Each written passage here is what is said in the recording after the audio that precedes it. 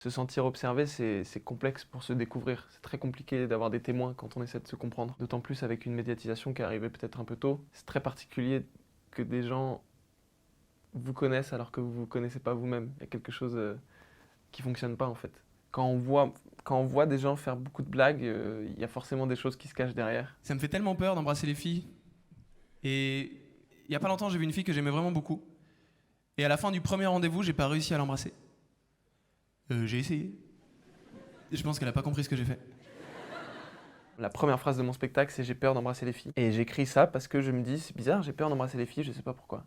À aucun moment je l'écris en me disant peut-être que j'aime embrasser les garçons. Et j'ouvre dans le spectacle toute cette question-là de j'ai peur d'être vulnérable. Et pour moi, embrasser une fille, c'est le moment où on est le plus vulnérable de sa vie. Ce livre s'ouvre au moment où je commence à peine à cerner que j'aime les garçons. C'était dur à comprendre. La plus longue période de latence, ça a été la compréhension. Je sais pas pourquoi j'ai mis autant de temps à le comprendre. Je m'obstinais alors que j'ai grandi dans un foyer qui était très ouvert sur toutes ces questions. Je pense que, encore une fois, je voulais être en contrôle de ma propre narration interne. Donc ça a été compliqué à comprendre, ça a été très compliqué à dire. Parce qu'une fois qu'on le dit, on peut plus revenir en arrière, il y avait quelque chose qui m'effrayait. Il y avait une espèce d'impression finale, comme si c'est très bizarre d'être moteur de sa propre définition. C'est une grosse responsabilité.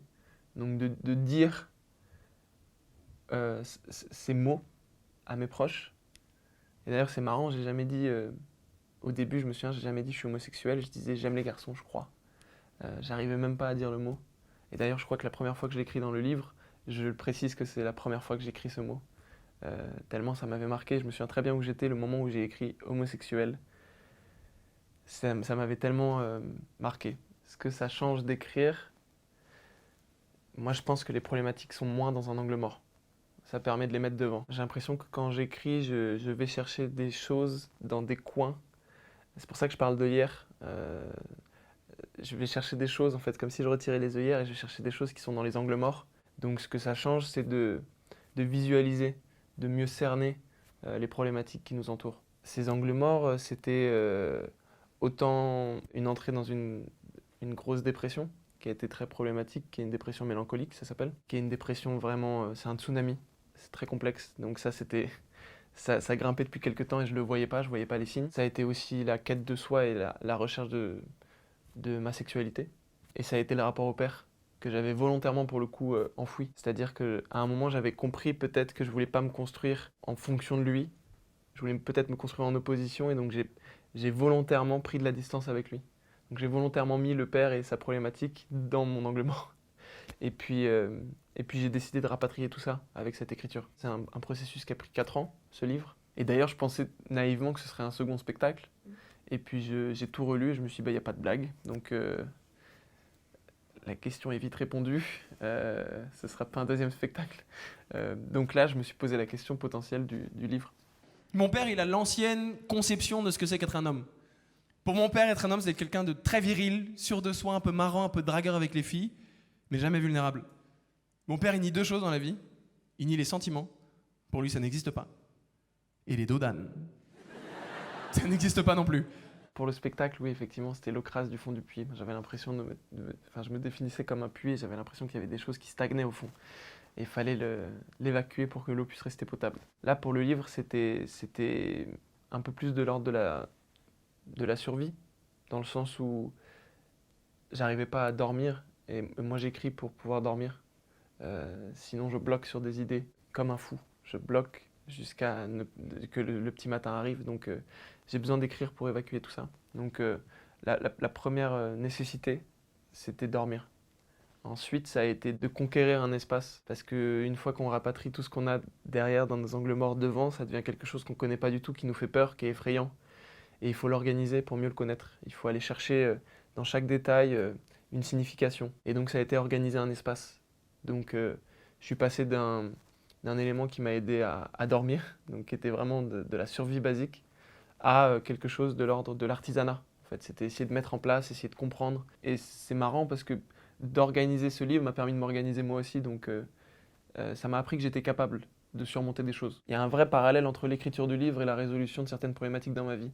Plus j'organisais, plus je résolvais certains problèmes, plus j'avais l'impression qu'à l'intérieur, ça s'organisait aussi. Donc il y avait vraiment un parallèle qui était assez saisissant. Je pense que ça m'a appris à ne pas avoir peur de de rentrer dans les problématiques qui m'effraient. Plus que le spectacle, ça m'a fait comprendre que c'était intéressant de plonger dans certaines personnes, de ne plus brandir le contrôle comme étendard. Ça m'a appris à être vécu au lieu d'être toujours celui qui doit vivre. J'ai pas réussi à dormir. J'ai fait une grosse insomnie, ça m'a rendu ouf. D'ailleurs, arrêtons avec ce terme. Insomnie, c'est vraiment un mensonge. C'est vraiment un cache-misère qu'on emploie pour pas dire la vérité. Bah t'as une petite mine, Bertrand, en ce moment. Oui, mais je fais des petites insomnies, tout va bien. Venez, on dit la vérité. Venez, on apprend à dire, c'est vrai, en ce moment, c'est parce que j'ai des problèmes dans ma vie, mais je suis trop lâche pour y penser en journée. Donc j'y pense le soir, et je pleure. Et vu que je suis allongé dans mon lit, mes larmes coulent dans mes oreilles, et j'écoute ma tristesse. Dans le livre, il y a 2 personnes qui sont très très importantes, que j'ai appelées la vie et le bonheur, que j'ai voulu personnifier.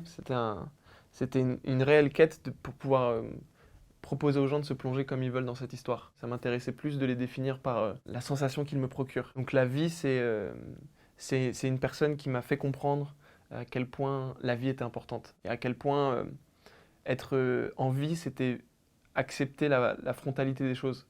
Accepter d'être attrapé par les choses. C'est-à-dire que j'étais un bloc de granit, je pense à cette époque, où j'ai rencontré cette personne. Je laissais pas les choses entrer, je laissais pas les choses sortir. J'étais impénétrable, imperméable. Et cette personne m'a vraiment fait comprendre que la vie, c'était une question de fluidité. Laisser entrer pour mieux laisser sortir. C'était être généreux avec les mouvements en termes d'énergie. Et le bonheur, c'est mon copain actuel, c'est la personne avec qui je vis. Et je vais parler du narrateur, puisque c'est un récit, mais...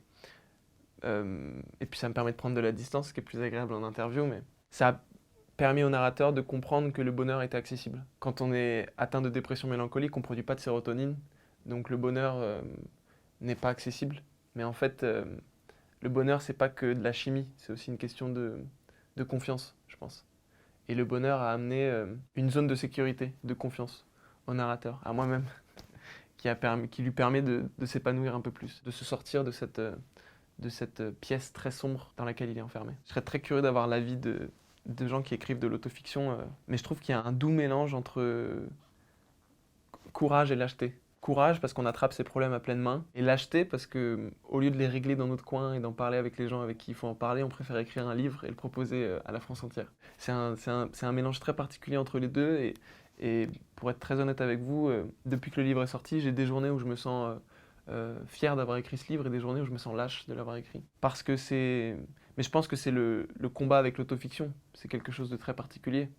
On écrit notre histoire, c'est pas une autobiographie, c'est pas un témoignage, c'est pas un journal intime, c'est une réelle histoire avec un prisme, avec une narration, avec un ordre d'événements très précis. Mais ça reflète quand même ma vie, donc c'est très particulier pour dormir. Le soir, je me pose des questions.